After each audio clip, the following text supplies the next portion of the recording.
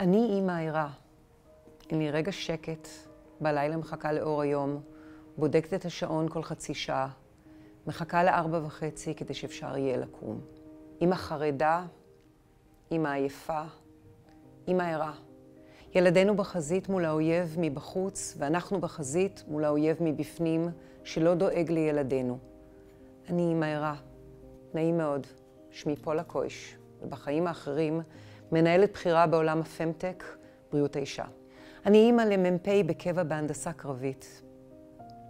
אני לא ישנה. ערה בלילות. חיה בפחד.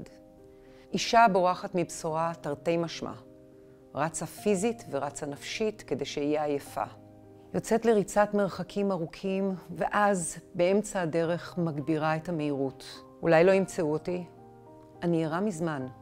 מעורבת חברתית, פעילה, נאבקת מול הממשלה, שגם על אסון ה7 לאוקטובר הפקירה את אזרחיה, ולא לוקחת אחריות על המחדל.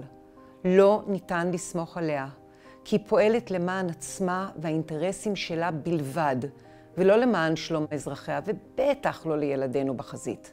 אנחנו, האימהות, אחראיות למלחמה בחזית הפנימית. לדאוג שלילדים יהיה למה לחזור, והצדקה ללחימה שלהם. הלחימה שלנו למען מדינה דמוקרטית, ליברלית, שוויונית, עם ממשלה שפויה, ערכית, נקייה משחיתות, משיחיות ומהקרע שלשמחתי החיילים דוחקים הצידה בזמן הלחימה. כולנו צריכות מדינה שראויה להם.